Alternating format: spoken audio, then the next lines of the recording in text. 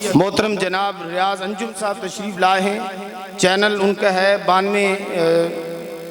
92 channel, वो तशरीफ़ लाए हैं। उनसे मैं मुल्तमिस हूँ कि वो आएँ और अपना मुख्तसर से वक्त में अपना इजहार फरमाएँ।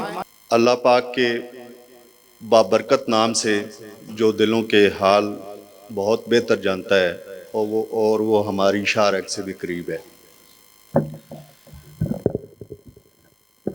मैं जनाब प्रोफेसर हज़रत इलामा बदरुज़्ज़मान साहब को यहाँ आने पर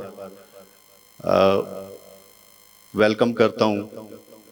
यहाँ पर मौजूद हैं हमारे उस्ताज़ुल उलमा हज़रत मौलाना अब्दुल हलीम नक्शबंदी साहब। मेरा फ़ख्र है इसलिए कि मैंने इनके पास से कुरान पाक सीखा था, पढ़ा था। यहाँ पर बहुत सारी दीनी शख्सियात बैठी हैं। हमारे भाई इलामा असगर ज़िया साहब मौजूद हैं और हमारी खुशकिस्मती इस हवाले से भी है कि इनका जो मदरसा है उसके साथ ही अगली गली में मेरा घर है। गोया हम बरकत वाले इलाके में रहते हैं और फिर जब ये सफ़र यहाँ तक आता है तो मैं समझता हूँ कि कारी मोहम्मद बशीर ज़िया साहब मेरे लिए बड़ा जो है ना इनका रुतबा है, बड़ा मकाम है। मेरा बेटा अब्दुल हफीज़ अंजम जो दारे अरकम का स्टूडेंट था उसने वहाँ से हिफ़्ज़ किया और फिर कारी साहब के पास वो पढ़ता रहा है जी। तो मेरा इनसे मोहब्बत जो है उसका एक वजह ये भी है।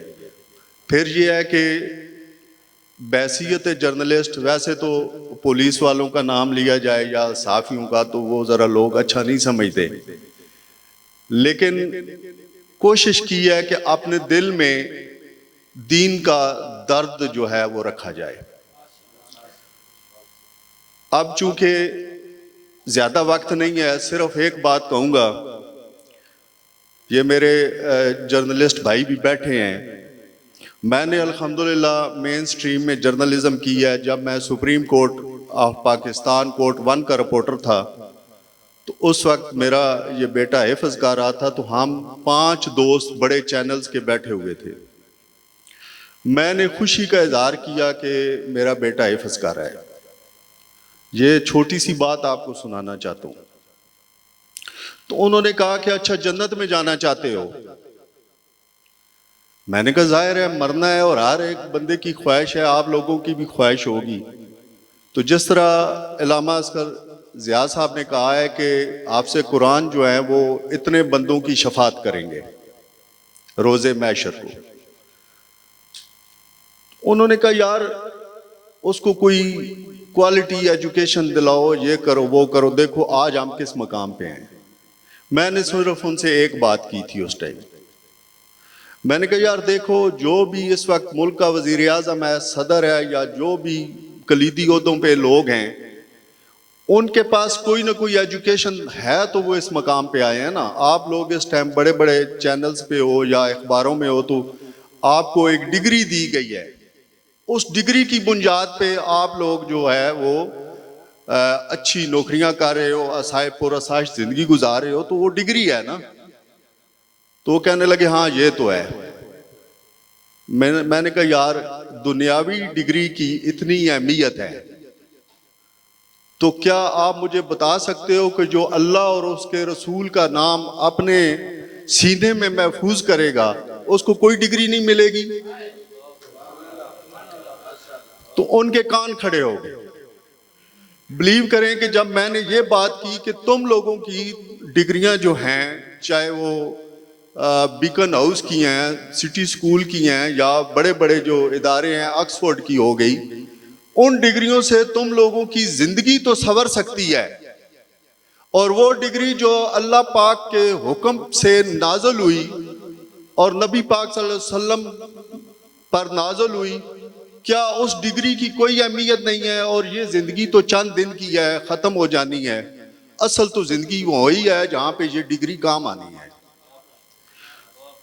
तो मेरा ये बड़ा स्ट्रांग बिलीव है कि अल्लाह ताला की उस नाजल करदा किताब को जो आपने सीनों में महफूज करेगा, इंशाअल्लाह ताला ये डिग्री ना सिर्फ उसके काम आएगी बल्कि रोज़े महशर जिस बच्चे की तरबियत जिन वालिदैन ने की है उनके भी काम आएगी, और जिन असातिज़ा से उसने वो डिग्री ली है उनके भी काम आएगी, और फिर वो अपने दीगर जो अजीज़ो अकारब हैं उनकी शफात का भी वो ज़रिया बनेंगी। ये मेरा इन बच्चों के लिए ख़ास पैगाम है। अब मैं एक और बात करना चाहता हूँ। ऐसे मौके पे मैं जज्बाती भी हो जाता हूँ जब अल्लाह और रसूल का नाम आता है। यहाँ पर अभी जिक्र किया गया है कि कुछ लोग जो हैं वो इस सिस्टम में आके उनका किरदार ठीक नहीं है। मेरी आप लोगों से बड़ी हम्बल रिक्वेस्ट है, जो इधर असातिज़ा बैठे हैं, मौलाना अब्दुल हलीम नक्शबंदी साहब, अल्लाह पाक इनके भी दर्जात बुलंद करे, और इनका जो मदरसा है जहाँ से मैंने पढ़ा है, या और भी हज़ारों जो हैं अल्फाज वहाँ से निकले हैं, कोई आज तक शिकायत नहीं हुई अल्हम्दुलिल्लाह। कारी मोहम्मद बशीर ज़िया साहब में मैंने एक चीज़ जो देखी है, एक झलक देखी है, आप यकीन माने मैं उनसे इतना इम्प्रेस हुआ हूँ कि उनका हर वक्त लगाओ इस मस्जिद और मदरसे से है, और कितनी खूबसूरत ये बिल्डिंग खड़ी हुई है, और कितने कम वक्त में इन्होंने बहुत ज़्यादा काम किया है। मैं समझता हूँ कि इनको इसका क्रेडिट ना देना ज़्यादती होगी, और जो लोग इनके साथ वाबस्ता हैं, अंजुमन इश्क मदीना जिनका भी जिक्र भी हुआ है, ये सारे मुबारकबाद के मुस्तहिक हैं और लायक सद तहसीन है। लेकिन मैं आपको बता दूं कि आप लोगों पे, उलमाए किराम पे बहुत बड़ी जिम्मेदारी आयद होती है। मैं कोई अच्छा नहीं लग रहा कि मैं आप लोगों को इस तरफ का इशारा करूं, आप पे बहुत बड़ी जिम्मेदारी होती है। लेकिन बैसियत जर्नलिस्ट मैं आपको बता दूं कि माँ बाप जो होते हैं वो बच्चे को पैदा करते हैं, फिर स्कूलों की जिम्मेदारी, कॉलेजेस की जिम्मेदारी और मदारस की जिम्मेदारी। मदारस का काम जो है वो इंतहाई नाजुक काम है। मानते हैं कि खैर व शर जो है वो इस मुआशरे का हिस्सा है। हम ये नहीं कह सकते कि खैर ही खैर हो, क्योंकि अगर सारी खैर ही खैर होगी तो फिर जन्नत होगी, और जन्नत ये नहीं है, जन्नत आगे कोई और मकाम है। इसमें शर भी साथ साथ चलता है। लेकिन बहुत बड़ी जिम्मेदारी है उलमाए किराम पे, खासकर जो मदारस का एहतमाम करते हैं। मुझे बहुत अच्छा लगा जब कारी मोहम्मद बशीर ज़िया साहब ने मुझसे कहा कि हम एक ऐसी कमेटी बनाना चाहते हैं कि जिसमें जो सोसाइटी के दीगर शोबे हैं उनकी भी नुमाइंदगी हो, और इसी वजह से शायद मैं भी यहाँ खड़ा हूँ, या वो जो हमारे भाई डॉक्टर साहब भी आए हैं, ये शायद उसी का हिस्सा हो। आप कम्युनिटी को इन्वॉल्व करें। किसी एक बंदे का जाती फेल जो है ना, वो इदारों को बदनाम कर देता है। आप खुदा के वास्ते उन बंदों का इंतखाब करें जिनकी कोई क्रेडिबिलिटी हो, और जो किसी क्रिमिनल बैकग्राउंड से उनका तल्लक ना हो। तो ये बच्चे जो हैं, ये वालिदैन जब आपके पास भेजते हैं तो बड़ा उनका एतमाद होता है, और होना भी चाहिए, और है भी अल्हम्दुलिल्लाह। किसी एक के किरदार और फेल से कम अज़ कम ऐसे इदारों का जो है ना वो इस्तेहसाल नहीं होना चाहिए। मैं अक्सर ये एक मामला हुआ था तो उसमें मैंने अपने दोस्तों से बैठ के कहा था कि हमारी जिम्मेदारी बहुत बड़ी है, हम अपनी अपनी जिम्मेदारी महसूस करें। मैं मीडिया पर्सन हो के अपनी जिम्मेदारी महसूस करूं, तो जो इदारे चलाने वाले हैं या जो इम्प्लीमेंट कराने वाले हैं वो अपनी जिम्मेदारी महसूस करें। बहरहाल बात लंबी हो जाएगी। मैं आपको जो यहाँ पे हिफ़्ज़ कर रहे हैं और जो यहाँ से हिफ़्ज़ कर चुके हैं उनको मुबारकबाद पेश करता हूँ, इस बात के साथ कि जब मैंने किसी पठान से बात करनी हो ना तो मुझे पश्तो आना ज़रूरी है, ऐसा ही है। और जब किसी पठान ने किसी पंजाबी के साथ बात करनी हो तो उसको पंजाबी आना ज़रूरी है। अब वो अपनी बोलता रहेगा, मैं अपनी बोलता रहूँगा, तो समझ किसी के भी नहीं आनी। अंग्रेज़ से बात करनी है तो आपको इंग्लिश आना ज़रूरी है। अब जो कुरान पाक है, आप लोग या हम लोग जब अरबी में पढ़ते हैं तो बस अरबी में ही पढ़ते हैं, महज सवाब और बरकत के लिए, अपने किरदार को तब्दील करने के लिए नहीं।